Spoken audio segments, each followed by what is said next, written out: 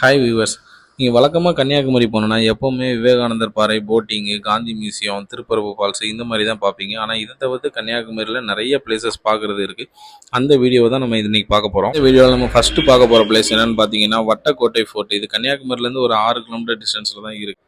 இந்த கோட்டை திருவிதாங்கூர் மன்னர்களுக்காக கட்டப்பட்டிருக்கு. கடல் வழியாக வரக்கூடிய அந்நியர்களோட படையெடுப்பை தடுக்கிறதுக்காக, கண்காணிக்கிறதுக்காக இந்த கோட்டையை அப்போ கட்டியிருக்கிறாங்க. இப்போ இது சுற்றுலாத்தலமாக அறிவிக்கப்பட்டிருக்கு. இந்த கோட்டையை சுற்றி பார்க்குறதுக்கு காலையில் 10 மணிலேருந்து சாயங்காலம் 4:30 வரைக்கும் அலோவ் பண்ணுறாங்க. என்ட்ரி டிக்கெட்டாக ஒரு ஆளுக்கு ₹30 சார்ஜ் பண்ணுறாங்க. கிட்ஸுக்கு ₹10 சார்ஜ் பண்ணுறாங்க. இது போக நம்ம கேமரா அந்த மாதிரி கொண்டு போனோம்னா ₹50 அந்த மாதிரி சார்ஜ் பண்ணுறாங்க. மறக்காமல் இந்த பிளேஸை நீங்கள் கன்னியாகுமரி போனீங்கன்னா கண்டிப்பாக விசிட் பண்ணுங்கள்.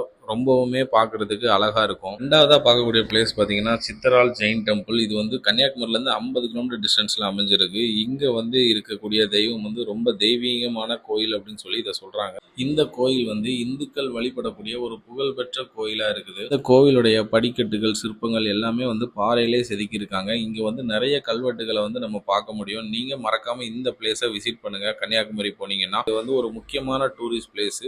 அதனால கண்டிப்பாக எல்லாரும் போனீங்கன்னா இந்த பிளேஸை மறக்காம விசிட் பண்ணுங்க. மூணாவதாக பார்க்கக்கூடிய பிளேஸ் பார்த்தீங்கன்னா தேவ சகாயம்பள்ளி சர்ச்சு. இது கன்னியாகுமரியிலேருந்து ஒரு 36 கிலோமீட்டர் டிஸ்டன்ஸில் கோட்டார் அப்படிங்கிற ஏரியாவில் அமைஞ்சிருக்கு. இங்கே இருக்கக்கூடிய புனிதர் தேவ சகாயம்பிள்ளை அப்படிங்கிறவர் 17ஆம் நூற்றாண்டில் ஒரு மறைசாட்சியாக மறிச்சிருக்காரு அப்படிங்கிறதுன்னு சொல்கிறாங்க. கிறிஸ்தவர்களோட முக்கிய வழிபாட்டு தலமாக இந்த இடம் அமைஞ்சிருக்கு. இங்கே பார்த்தீங்கன்னா இவரோட உடலை இந்த கோயிலே உள்ள அடக்கம் செஞ்சு இங்கே ஒரு கல்லறை எழுப்பியிருக்காங்கன்னு சொல்லி சொல்கிறாங்க.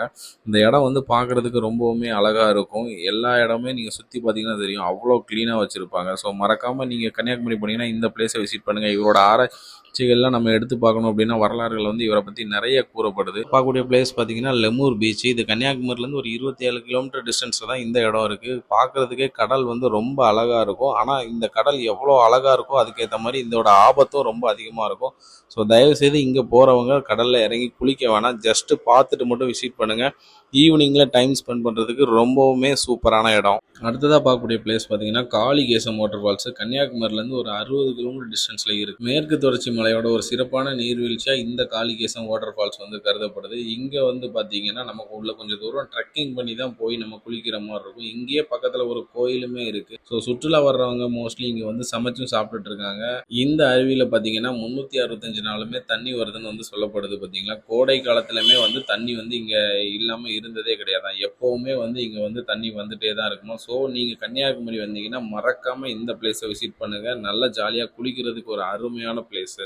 கடைசியாக பார்க்கக்கூடிய பிளேஸ் பார்த்தீங்கன்னா கன்னியாகுமரியில் இருக்கிற லைட் ஹவுஸ். இந்த பிளேஸுக்கு நிறைய பேர் போகிறதே இல்லை. பட் ஆனால் இந்த பிளேஸில் சாயங்காலம் 3 மணிலேருந்து ஒரு 6 o'clock வரைக்கும் நீங்கள் போனீங்க அப்படின்னா லிஃப்ட் யூஸ் பண்ணி நம்ம அந்த மேலே போய்க்கலாம். அந்த லைட் ஹவுஸில் மேலேருந்து பார்க்கக்கூடிய வியூ பார்த்தீங்கன்னா அவ்வளோ அமேசியாக இருக்கும். ஒரு 360 டிகிரி வியூவில் நம்ம கன்னியாகுமரி ஃபுல்லாகவே பார்க்க முடியும்.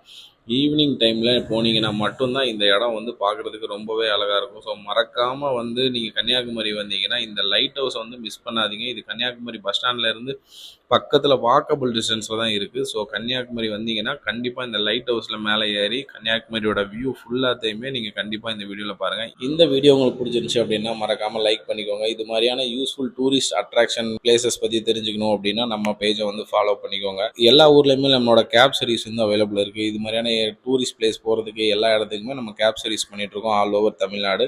உங்களுக்கு கேப் தேவைப்பட்டுச்சு அப்படின்னா ஸ்க்ரீனில் தர நம்மளோட நம்பருக்கு கான்டாக்ட் பண்ணுங்கள். எங்கேனாலும் டாக்ஸி எடுத்துக்கலாம். மறக்காமல் நம்ம பேஜை ஃபாலோ பண்ணிக்கோங்க. அப்படியே ஒரு ஷேர் பண்ணிடுங்க.